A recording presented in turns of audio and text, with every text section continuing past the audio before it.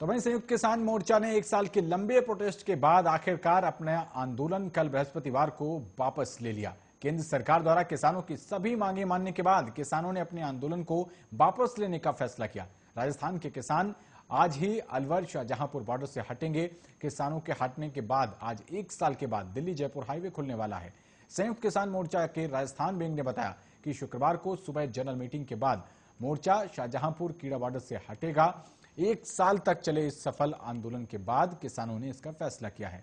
संयुक्त किसान मोर्चा बॉर्डर से हटने के बाद गांव-गांव किसान आंदोलन सफल बनाने के लिए किसानों का धन्यवाद करने का एक कैंपेन चलाएगा। सरकार के प्रस्ताव पर मंगलवार को संयुक्त किसान मोर्चा की असहमतियों के बाद बुधवार को केंद्र सरकार ने नया प्रस्ताव भेजा था। आंदोलन खत्म करवाने के दबाव के तहत केंद्र सरकार ने नए मसौदे में प्रदर्शनकारियों पर से तत्काल केस वापसी के साथ ही न्यूनतम समर्थन मूल्य यानी एमएसपी कमेटी को लेकर सरकार ने स्पष्ट किया कि यह कमेटी तय करेगी कि सभी किसानों को एमएसपी मिलना किस तरह सुनिश्चित किया जाए। मुआवजे को लेकर सहमति जताते हुए बिजली बिल को लेकर कहा गया कि संसद में लाने से पहले संयुक्त किसान मोर्चा से इस बारे में चर्चा की जाएगी। सरकार के नए प्रस्ताव पर पहले संयुक्त किसान मोर्चा की 5 नेताओं की कमेटी ने नई दिल्ली में बैठक की और फिर सिंघू बॉर्डर पर मोर्चा की बड़ी बैठक में प्रस्ताव को मंजूर कर लिया गया। वहीं सहमति का ऐलान करते हुए किसान नेताओं ने कहा कि सरकार द्वारा प्रस्ताव को लेकर आधिकारिक ऐलान करने के बाद धरना खत्म करने का ऐलान किया गया है। हालांकि एमएसपी पर गारंटी के लिए किसानों का संघर्ष अभी भी जारी रहेगा। इसके लिए किसान 15 जनवरी को दिल्ली में एक मीटिंग भी करेंगे और यहां आगे की रणनीति तय की जाएगी।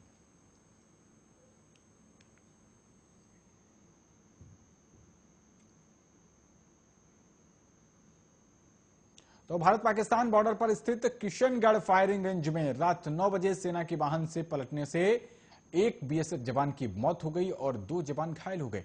तीनों को तुरंत सेना के वाहन की मदद से रामगढ़ अस्पताल लाया गया।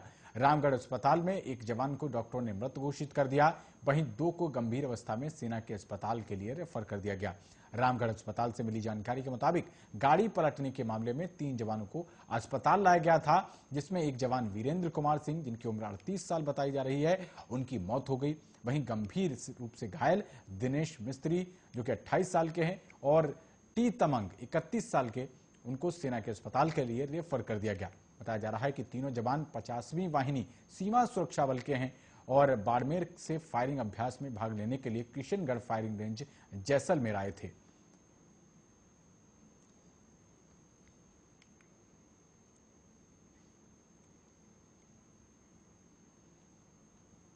तो जयपुर में ओमिक्रॉन के मरीज मिलने के बाद पिछले 1 हफ्ते में ही प्रदेश के 18 जिलों में विदेशी और खासकर अफ्रीकी देशों से आए लोग दिल्ली और जयपुर एयरपोर्ट पर उतरकर अपने अपने गांव कस्बे चले गए।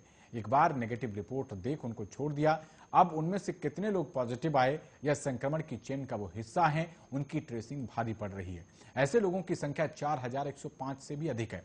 चिकित्सा एवं स्वास्थ्य विभाग ने ओमिक्रॉन आने से पहले ही 2 महीने से कोविड नियंत्रण के लिए 5 फोल्ड रणनीति बनाई थी, जिसमें मरीजों की टेस्टिंग, ट्रैकिंग, ट्रेसिंग और ट्रीटमेंट बढ़ाने के साथ ही कोविड बिहेवियर की आदत से जनता को जागरूक करने का काम था। लेकिन इन 5 काम में विभाग कमजोर साबित हुआ और ओमिक्रॉन के मरीज मिले तो आदर्श नगर से 5 लोगों को अस्पताल में भर्ती करने के बाद जब एक और परिजन जो है वो पॉजिटिव आया तो घर पर ही क्वारंटाइन कर दिया गया। नवंबर में औसतन 18,000 से 20,000 ही सैंपल डेली लिए गए और स्वास्थ्य मंत्री परसादी लाल मीणा ने 1 लाख कम से कम सैंपल रोज लेने की सख्ती की। फिर भी अभी तक 40,000 सैंपल भी नहीं लिए जा पा रहे हैं और विदेश से आने वाले लोगों की ट्रेसिंग का हाल तो और भी बुरा है। केवल उनकी एक बार नेगेटिव रिपोर्ट देखकर छोड़ दिया जा रहा है। वे अब राजस्थान में कहां कहां घूम रहे हैं, पकड़ में नहीं आ रहे। चिकित्सा और स्वास्थ्य विभाग की तरफ से मंत्रालय को भेजी गई रिपोर्ट के मुताबिक नवंबर के अंतिम 15 दिन में 10 जिले तो ऐसे रहे जिनके रोज के 10 लाख आबादी पर सैंपल 200 भी नहीं रहे। भरतपुर की सैंपलिंग तो 10 लाख जनसंख्या पर मात्र 57 रही। वहीं छोटे जिलों में माने जाने वाले प्रतापगढ़ ने 33 जिलों में सबसे अधिक सैंपलिंग 587 प्रति 10 लाख आबादी पर की है।